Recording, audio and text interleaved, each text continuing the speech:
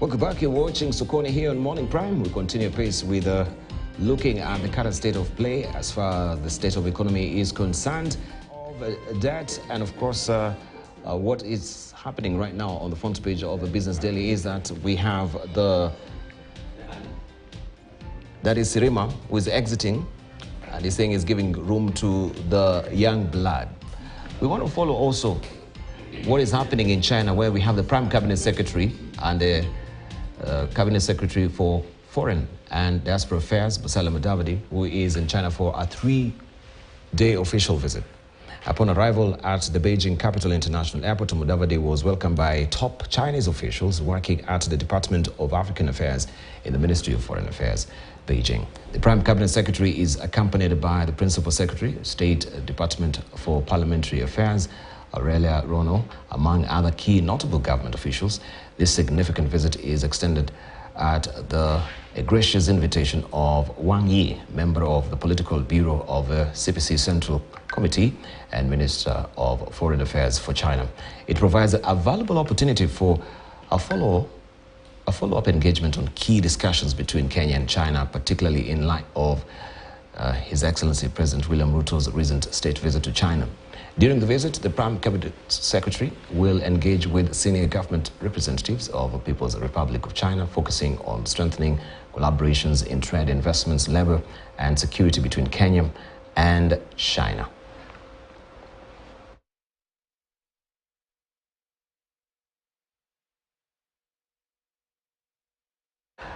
This has been aptly captured by Stano inside the People Daily today. Beijing Express, you can see the wheelbarrow where it has now been pushed. It's been toing and froing between the west and the east so far. And he says, I promise by the time I come back, it will be full of goodies. And as we're talking about that Beijing Express, we're talking about debt. So can we look also at the policies from China or from the east and the Bretton Woods institutions that we have actually really castigating right now? When we look at some of the extended facilities from the Bretton Woods institutions, and maybe when we look from China as well, we can see the tangible benefits from China. When we talk about the roads, bridge and roads initiative, the expressway, the SGR. But when we look at IMF, can you single out any project that has been facilitated by these Bretton Woods institutions that we can say, well, we might be actually suffering in paying back this particular debt, but we are benefiting from the tangible results that we're seeing from the fruits of the debt? Yes. That's not what they do. That's not what they do. No, IMF is not going to find a project for you. IMF is going to help. It seeks to stabilize you so that you can go. Even this, and Kiprona probably will be the best to comment on this one. Even the largesse from China is also partly because Kenya is engaged with the IMF. Mm-hmm. They know that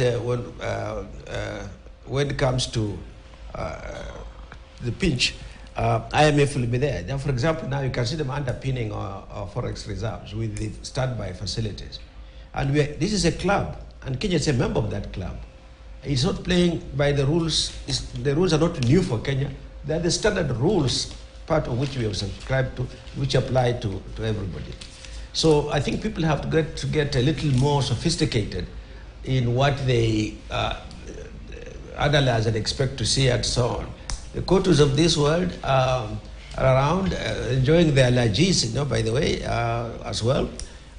Maybe courtesy to the inflows that IMF provides. But just to stop at the point that even these other players, global players, get confidence when you have either an IMF facility running, or sometimes you can just be engaged with IMF on the technical assistance things and so on and so forth.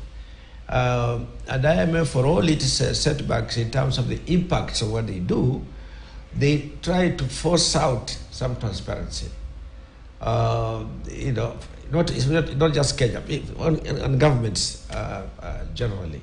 So I think people should realize there that the surgeon who has taken off your leg because they think that it's diabetic is not the problem. The problem is that you have the diabetes in the first place. You're too much sugar. Iraqi. I think this is an interesting cartoon, and more so because of the name, Beijing Express. And I find it funny that they are putting a Hurubal there. Very good politics. And the other thing that I found quite interesting is that the CS is engaging with the Chinese Communist Party. So it seems to be not just economics, but a bit of politics. So what I find disconcerting again is, a few minutes ago we are complaining about IMF. Now we are complaining about China. Because China is engaged in Kenya because we owe them money. I need to pay that money. So whether we look east or west, we are talking about debt and paying other people debt. And I think this tells us why we have to put our house in order. I think it's not fair when you go east, you are looking for money. You go west, you are looking for money. You go to your own country, people are saying you have not paid our debt. And I think all that is, what we get out of this is that we have to more prudently manage our economy. Whether we look at it from an external point of view, internal point of view, we need to manage our economy.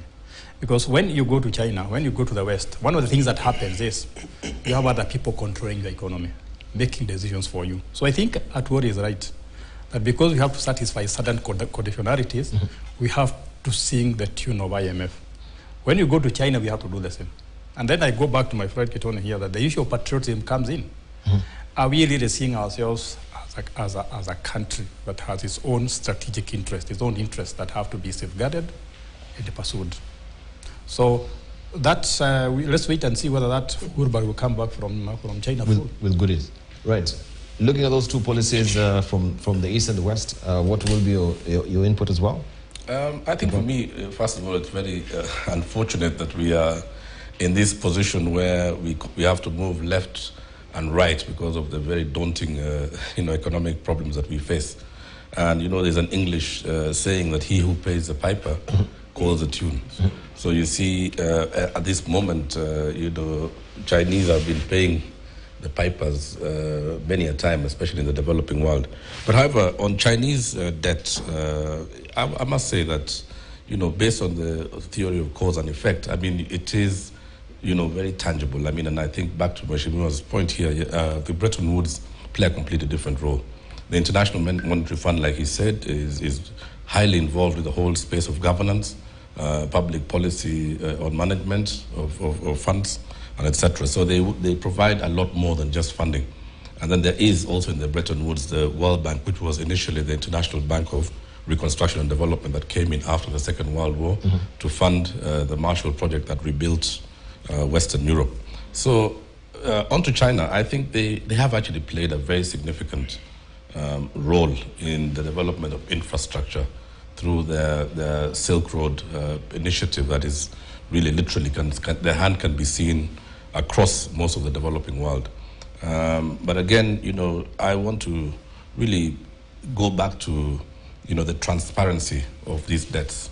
And the Institute of Public Finance, Eddie Ochola, has written a very long article about what needs to be done just to enhance transparency, to avoid the illicit financial flows, and public participation, getting the public to know exactly the extent of the borrowing, the nature of the borrowing, whether or not as a country we are getting value for money. I mean, there's been a long and protracted debate about whether we did get full value from the SGR, for example, and that remains a pie in the sky. And I think for me that we need to really, as Kenyans, engage ourselves. We need to have deep conversations about these things that are happening, especially now in the space of public finance management. And I think, like I said in a previous show, and I say again, there actually needs to be a national economic conference where we bring in all the stakeholders and put the problems that bedevil this country and actually look for solutions together as a nation. Right, it seems a lot of financing is coming our way when we also look at the climate change or resilience financing.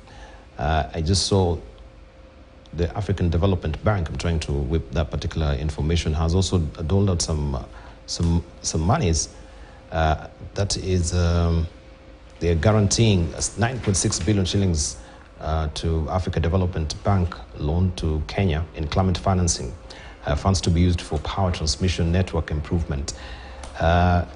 In light of also this, when you talk about it, this has been a bit of it, a chunk that you've gotten also from the 941 million shillings from IMF. And we have all this getting into our consolidated fund, yet we are not benefiting immediately in terms of the cost of power. Because beginning from January, as I've mentioned earlier, we're paying 5 shilling more in the terms of the cost of power. Yet people are asking, rains have been here. We have our dams, brimming and also just flowing over. And hydroelectricity does not seem to also be going straight to the grid for Kenyans to experience maybe some relief in terms of the cost of power. If I can go fast on that, if you don't mind. Maybe before that, before we go to climate, climate finance, and green energy, just on this Beijing Express, I would be very happy if the Prime CS comes back with goodies, but goodies of a different kind from what maybe most people may expect. I am hoping it doesn't come back with more debt. More debt indeed. The goodie I would request that he comes back with this, convince China to renegotiate terms of payments for the SGR and change the rules to allow the SGR terms to be made public so that Kenyans get really to know what is it that we are passing on to our children and grandchildren in terms of debts. That's the goodie I would look for. But the BAL, I think we must find local solutions to our problems. And this is why, for me, I'm very happy when I see that coltan has been found in parts of the country. Mm-hmm. And I think the CS was saying about, about 100 minerals, if not more, have been found within the country. We'll come to that. Mm-hmm. I had a conversation last week with one of their chief architects for the Nairobi Finance Center. His contention was that when the center was being conceived, they were sent by the then regime to jurisdictions that have financial centers. They went to Singapore, they went to, more recently, Mauritius, to UAE. And he asked me, do you see any of those countries borrowing? No, because they already have a mechanism put in place where investors bring in capital that can be used. But above all else, the BAL, meaningful infrastructure development, I don't think should be government's forte. Create an enabling environment for private sector to do the big ticket project developments. I was delighted to learn that now we have the US DFC, the Development Finance Corporation, now in town. And one of the gentlemen was saying, look, there's $15 billion here for infrastructure in Africa. Can we utilize some of those? Working with private sector, they largely focus on private sector so that government just creates the enabling environment for this to happen. Lastly, in this regard, if I may debate, it has to come from the top when we are talking of austerity.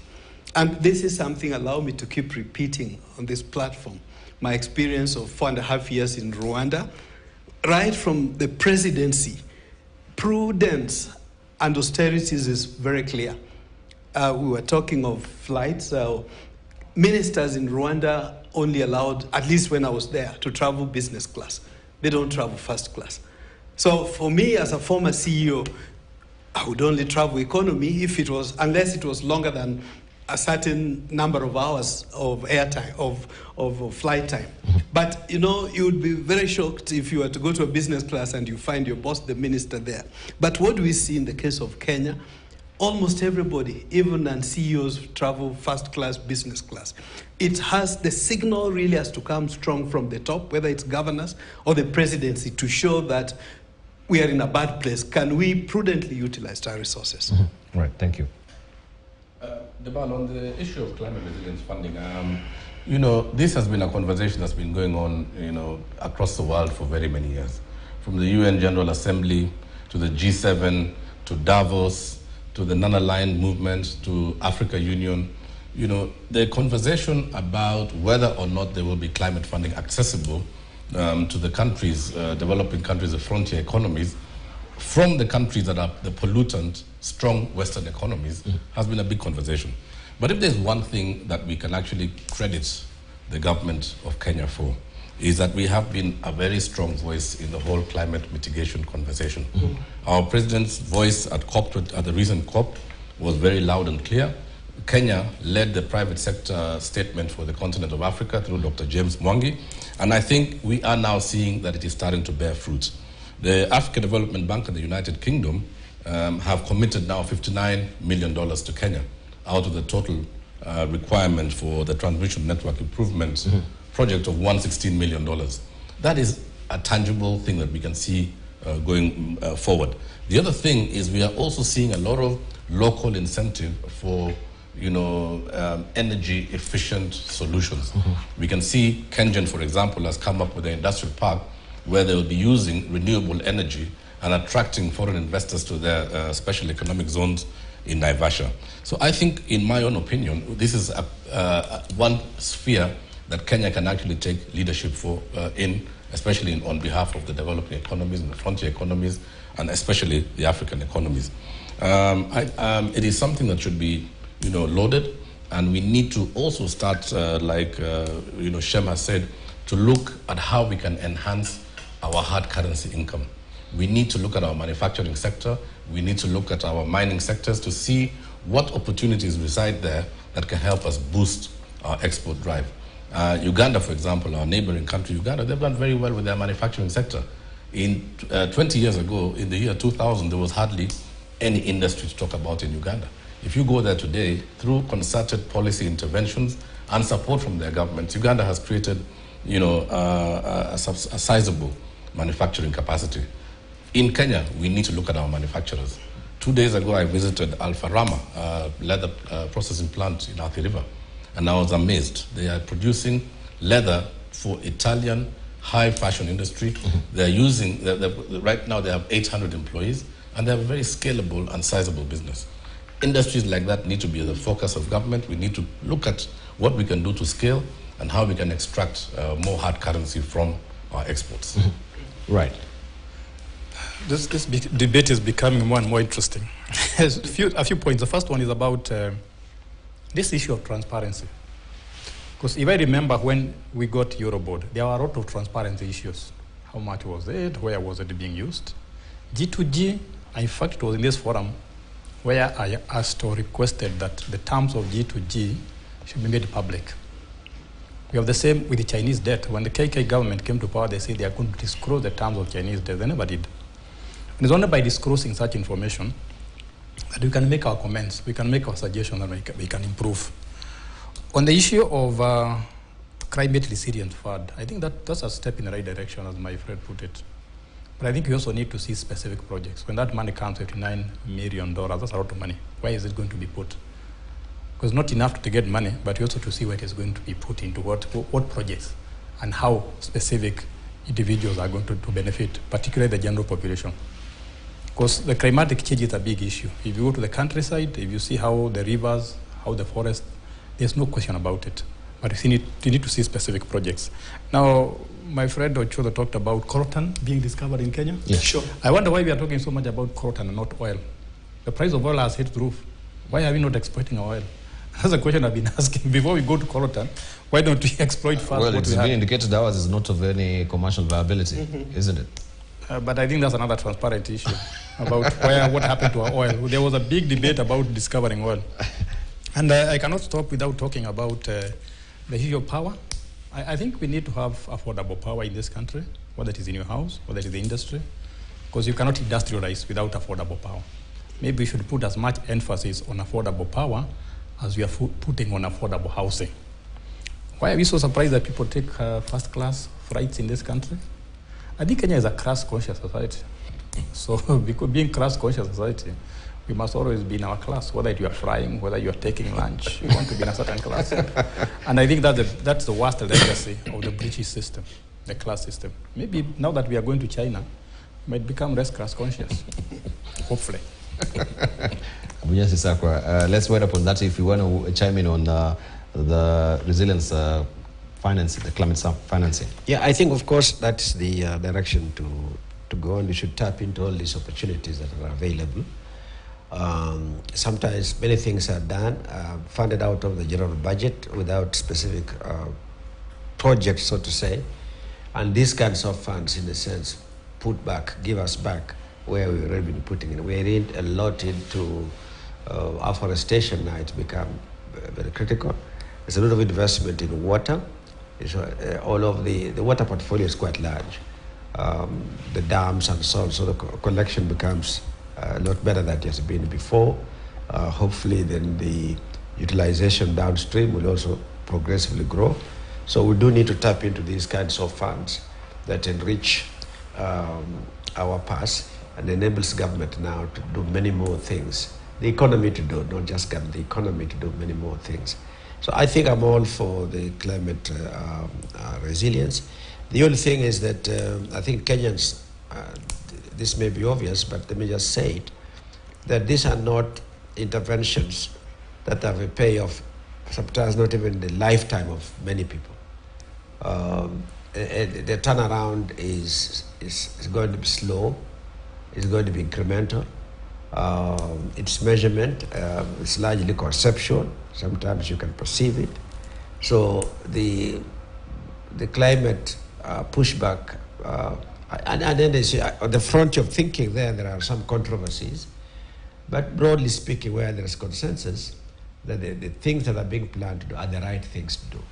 But the impacts may be beyond our horizon. All right. You're talking about controversy because I was listening also to a very interesting conversation with an Israeli scientist regarding the climate change. He was really a proponent of climate change, but along the way also he's beginning to doubt the whole conversation about climate change, and he's become sort of an anti-climate change activist, saying, yes, it is true that the CO2 and the greenhouse emissions are there, but that is just one of the components of the crisis that we are talking about. Is not really largely how the world is expending all the monies within the CO2. And he went on to give some very interesting statistics that I may not be able maybe to tabulate here. Maybe next time when we're having this conversation, I'll come with a clip so that and edit it, the bits that are relevant for our discussion, so that we can actually try and analyze it. But it also got me thinking, truly, when he was asking, what is environment? I mean, when we're talking about ESG, what is environment? He asked a very critical question. What is environment? Because every element of an ecosystem is part of environment. Can we tangibly say this is the environment that we are studying? Well, I thought it was a very philosophical question, but it really got me thinking, truly, what is the environment? Good question, Debal. I want to talk about it in a moment, but also with climate finance. Hopefully next year, some of us will be trooping to the Caribbean, and a major discussion will be on climate finance. But before that, allow me just to elaborate a little on the minerals that are being found. I can't wait for the day, not only coltan, graphite, and all others. I think we'll dedicate some time for that, because that is a huge constituent of, because I was also in the conference, the diaspora conference, and we had the Kenya Miners Association saying that this country has enough wealth that can actually be to the tune of 1 trillion shilling, that we can actually come and put a budget, half of a budget that we have, the 3 trillion shillings, we have enough wealth, minerals under the ground. So we can dedicate some more time to it. That's right, the Kenya Chamber of Mines. But I wanted to take it a step further. In the digital space, coltan particularly is critical in manufacture of smartphones, tablets, and so on and so forth. A whole industry, I think, with the new discoveries, without fear of any contradiction, I could say that 90, if not 95% of inputs required, raw materials for production of smartphones, for example, could be locally found. Locally, in the broader sense, in Kenya, Tanzania, and DRC. I can't wait for the day that we get a company into the country that says, look, I want to set up a manufacturing plant here. And I'm saying this not out of the blues, because I know there are companies that have maybe informally expressed concerned interest in that, to come into the country, put in factories, to produce. I thought Safaricom was on that bit. Using local materials and creating employment and promoting manufacturing sector. So, Debal, I think that's an area we need to pay a lot more attention for, considering that we still have about 60 of our populace that don't enjoy digital services in terms of quality internet, and yet the world is going in that direction. But having said that, coming back to climate finance debate, I think it's not even too long that you would have to wait before we start reaping. I remember, I probably have mentioned this platform, a year ago, neighboring country earned $15 million from carbon credits. I think what government is doing, and I don't need to belabor on saying, yes, Kenya's prowess and leadership in climate conversations for the continent is commendable. Let's convert them into reality, and let's see the dollars, the tax dollars start coming in. And we shouldn't only stop in terms of green energy with solar, geothermal and all. The conversation of nuclear, I am glad it's getting louder and louder. I can't wait for that to happen so that we have sufficient energy. Because the only way to have affordable energy is if we have enough. Right. Yes. We went up on it, then we go to the parastatal. It's very interesting what you just said about the person who questioned whether or not climate mitigation is a necessity. I think for me, it is that would be probably as obnoxious as the statements that made by President Trump after the Paris Accord was signed. Because, you know, if you're doing nothing about the environment, is actually, you know, a recipe for an existential crisis for humanity. I don't know, Debal, if you've been able to have the privilege of traveling to Beijing or to New Delhi. If you wake up in the morning in either Beijing or New Delhi, you cannot get out of your hotel room and jog because the air quality is so low that they would not actually encourage you to do that. It will be a direct risk to your own health as opposed to a benefit. So here in Africa, we still have the luxury of an environment that is not depreciated to a point where it is detrimental for you to step out to a place where the air has not been processed for human consumption. I think it is something that we must, you know, drive, we must participate in.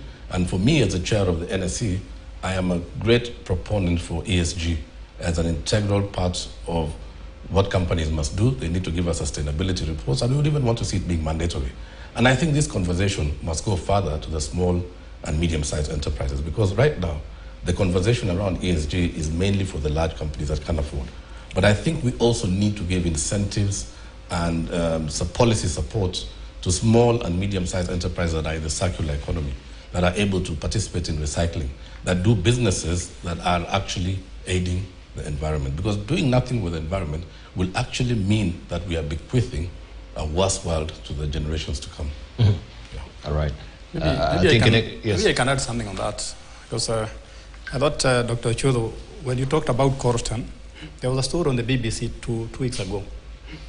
And what artificial intelligence has done is to come up with a material that can compete with iridium for making batteries. Right. So maybe somebody will come up with a counter product to coltan.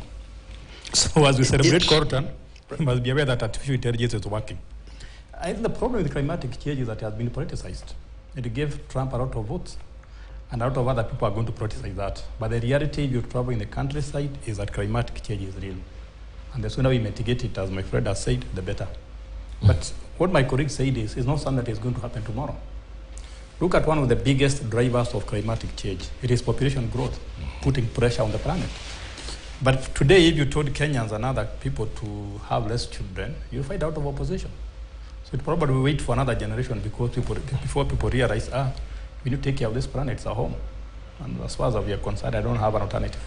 Right. Let's turn the curve now to what is happening with the parastatals, where the parastatals borrowed an extra 34.2 billion shillings from commercial banks in the 12th month to October 2023, signaling growing cash needs of state-owned enterprises. Data from the Central Bank of Kenya shows that banks had disbursed loans worth 107.9 billion shillings to parastatals in the review period.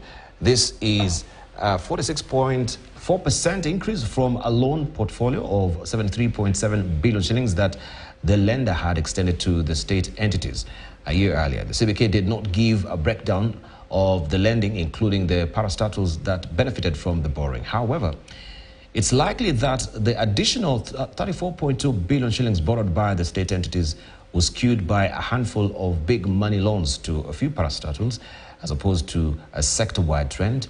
For instance, it is during this period that the Kenya National Trading Corporation, KNTC, secured 24 billion shillings backing from the KCB Bank Kenya to facilitate the firm to import food products duty-free. The KNTC secured the loan in February after the government picked it to import 580,000 metric tons of sugar, rice, cooking oil, beans and wheat duty-free as part of short-term plans to ease commodity prices. Most parastatals are cash-strapped and are therefore risky customers for commercial banks to lend to because most of them are not commercially viable and are technically insolvent, weighed down by huge debts. They therefore rely on funding from the government to stay afloat. And we want now just to look at that and we just gravitate to the issue of privatization and the listing of some of these parastatals at the NSE. We can see the borrowing that continues apace with the parastatals. KNTC has been listed there. I can see also in one of the dailies today, quit or forced state agency boasts at center of edible oil scandals leaves. This money also was actually meant for this particular duty-free importation that we're talking about here. So a bit of transparency also was not happening with the Kenya National Trading Company, which is one of the listed companies that also is up, I think, for privatization. Can we talk about it briefly? So how come, since the pronouncement of this, it has been slow on the uptick? Is there any traction? We've not seen things moving. Kitone. Maybe, Debal, if I may go first on this, you know, privatization of state corporations is an idea whose time has come. Mm-hmm. In fact, it's an idea whose time came a long time ago. And I think every day that passes that we are not realizing the opportunity of listing these state-owned enterprises, we're likely to see more of a recurrence of this type of stories. If we read today's Business Daily, you can also, there's a story about the company with the highest yield of dividends on the Nairobi Securities Exchange, or 15.5% in the last financial year, and it is KenGen. KenGen is a state corporation. So why list? Listing helps a company, gives it better governance, it enables it to be more competitive, it takes away any semblance of political interference. The companies are able to compete effectively with other companies in the private sector. They are able to access more funds, you know, through the market mechanism, through the shareholders that will be broadened, and they are accountable to more stakeholders than just the government of Kenya. How does this differ from, say, KNTC?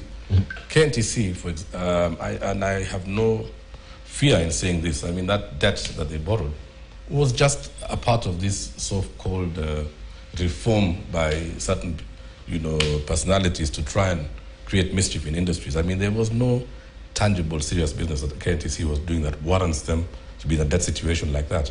If KNTC was a listed company, the story would be different. Why? Because they would have been subject to oversight by the NSE, they'd be subject to oversight by the Capital Markets Authority, they would be answerable to their shareholders who would be a myriad of institutions and individuals. So I strongly advocate for the listing of state-owned enterprises. And I really commend President Ruto for leading the charge for the listing of these enterprises. Why has there been a slowdown? The slowdown has been because Kenyans are also very litigious people. And you saw that the last time that the government created a roadmap for the listing, the first thing that happened was that there was a court case that has now stalled the process. But we are confident that once that is out of the way, we will see the state-owned enterprises come to market, be owned by more people, be better governed, and be able to realize a profit like KenGen has. On the other side, we are also, as the NSC, still also working on seeing more private sector listings. And we are asking, and we are continuing to pursue the conversation about the incentives that are offered to companies to want to list. In this quarter, alone, for example, we have a mining company that is coming in with an initial public offering. We have a South African company that is coming in with an exchange-traded fund that we're going to be listing very soon. So we are not just waiting for state-owned enterprises, we are also encouraging other privately owned enterprises that are scalable to come to market, to list, and to realize a better value. And having said that, Deval, I'm confident that once the high interest regime is mitigated by the feds and we see a more stable dollar, that will create an environment for equities to resurge. And I've said it before and I say it again, Safaricom shares at 13 shillings and 60 cents KCB at 21 shillings, Equity Bank at 36 shillings are a steal. Kengen at 2 shillings is an absolute steal with a 15% dividend. So I'm encouraging all Kenyans, institutional investors, private individuals, to open their CDS account, start to buy those shares today. I can guarantee you that in the long term, you'll even mitigate against the decline of the shilling to the dollar. All right. The issue of also the listing, people moving to the courts and taking special umbrage with some of the listed companies there that they want to privatize. Some of them, they are not insolvent. I mean, they've been fairly doing well financially. There's no point of mentioning some of these companies as well. They will do better. So so this is why people are asking, why are they being privatized? That they've been doing. You know, Debal, let me talk like a pastoralist. When you're a pastoralist and you take your cows to sell to them in the market, you don't pick your worst cows. You got to go. You can't. Otherwise, you don't create a fair market. You got to go with cows that even you know that as you pass it on to your neighbor, he will be able to say that cow coming from Debal's farm was worthy of buying. Debal, I think. Yeah, let's hear from Professor. I think I was listening to my neighbor here very keenly. And there's one word he avoided throughout his conversation: selling. And I think what brought all this backlash is the way the government communicated that we are going to sell. Maybe it was media distortion or whatever it was. But if the government emphasized on listing instead of selling or privatizing, probably it would have been more receptive. I'm sure all of you can remember what happened when Safaricom was being listed, the excitement, Kengen and others. Even people who have never owned shares started owning shares. Of course, they were disappointed by the price, but I think the language is very important. And I totally agree with my friend here. So the listing, of course, and the privatization, they're diametrically different, of course. It's the way you put it might be the same, but at the end of the day, people don't want parastatals to be sold. They want to own them through the stock exchange. And he has enlisted all the benefits of that. So why don't we talk about it in terms of listing instead of selling? And then number two is the KNTC. I never used to hear of Kenya National Trading Corporation. Where did it come from? It's been around for a long time. Yeah, it has been there, but it was very inactive. Then suddenly it came to be very active for all the bad reasons. I think, again, the issue of transparency. The deal that KNTC was involved in, how much information do we have about it? So I think let's have as much transparency as possible in all those deals. Because ultimately, it's the taxpayers who suffer if something goes wrong. So they should be involved from the beginning. And then you said parastatals are borrowing money from the bank.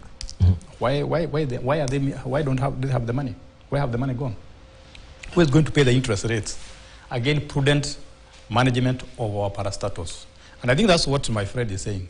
If a parastatal is not doing what is expected, not able to get good returns for its assets and so on, why don't we try listing it so that we get more prudent managers? So I think privatization through listing would be worth a try. All right, let's hear from Bunyasi Sako. Yes. We have a huge portfolio of publicly owned assets. Some of them should just be closed down, can't pass on to anybody, but others should probably, they are vibrant, they could do more, they could do better. And to the extent they're borrowing, maybe indicates that there are expansion plans, there are resuscitation, renovation, whatever the interests are. Because even though they are occupying public space, they are also occupying commercial space in that public space. And because they occupy a commercial corner in it, it means they're able to spend and earn more than they spend, and therefore they can service loans.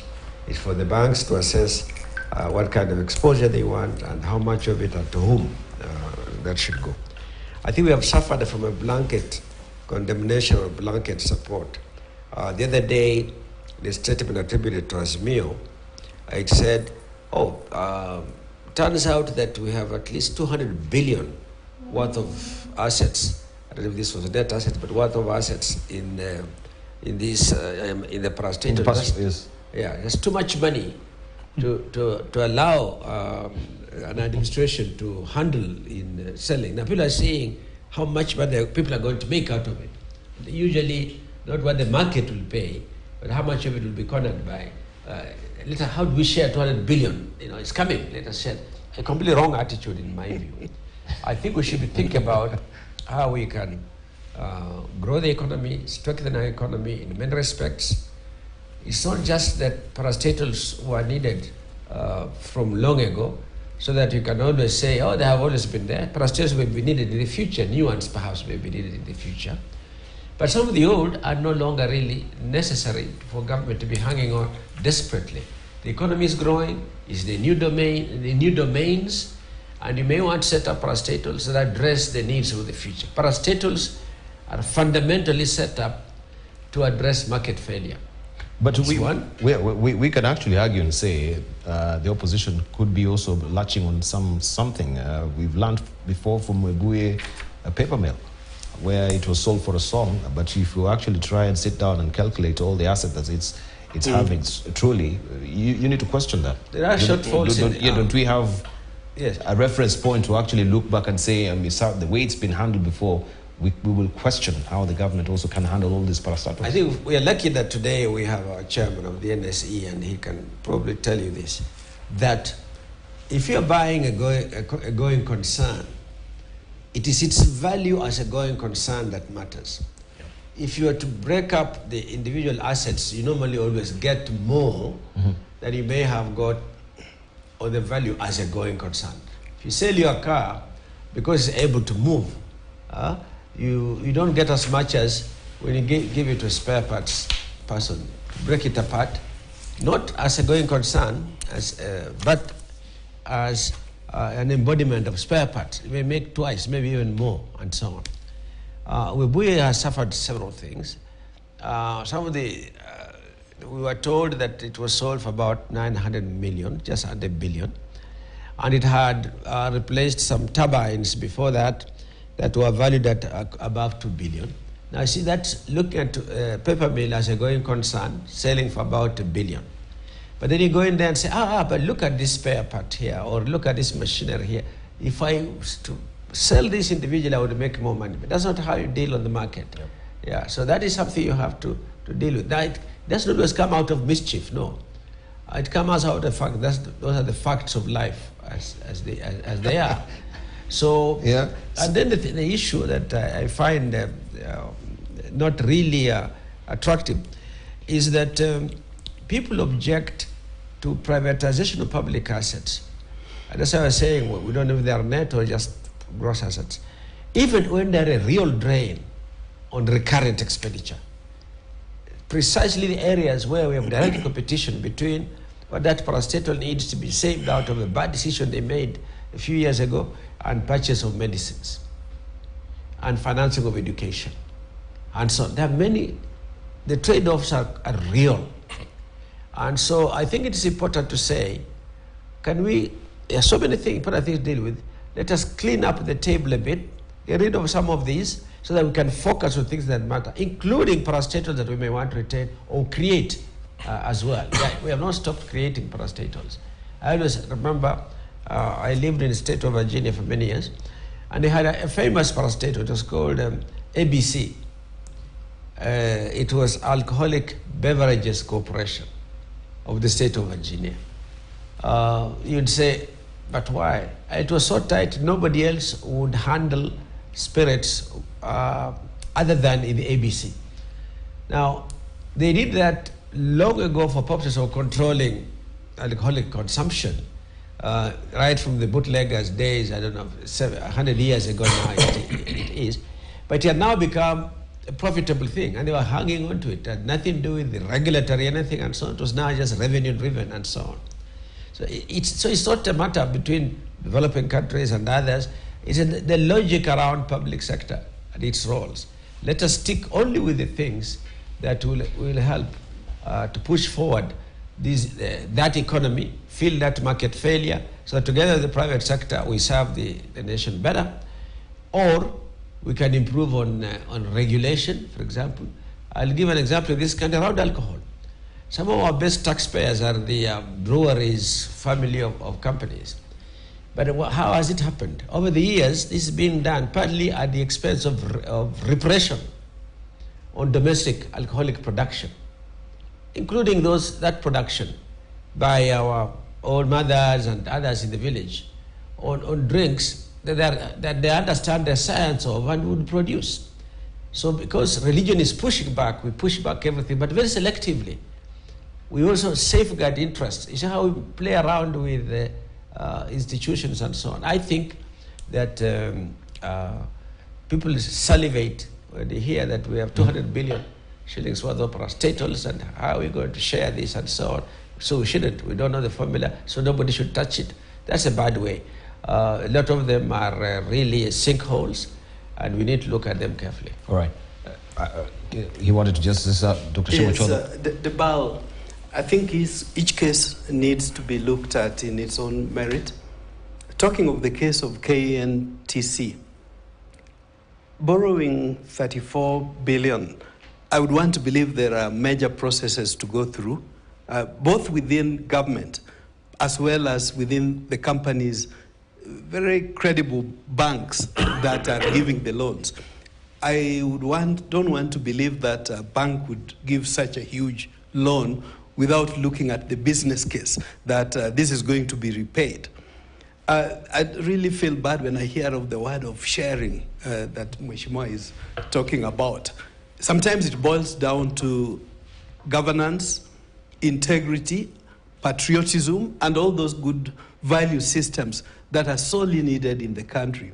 But coming back to KNTC, the BAL, I think some of our strategic assets that are available, KNTC, Posta, and so on, they have such huge infrastructure that across the country that would be better utilized in terms of warehousing. The world is moving towards online commerce, online shopping, and all that.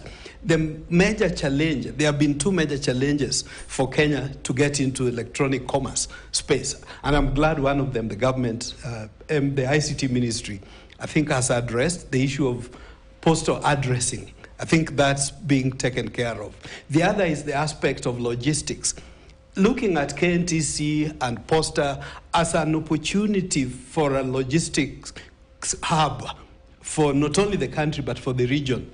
The world is moving digital, electronic commerce, online shopping, and all that.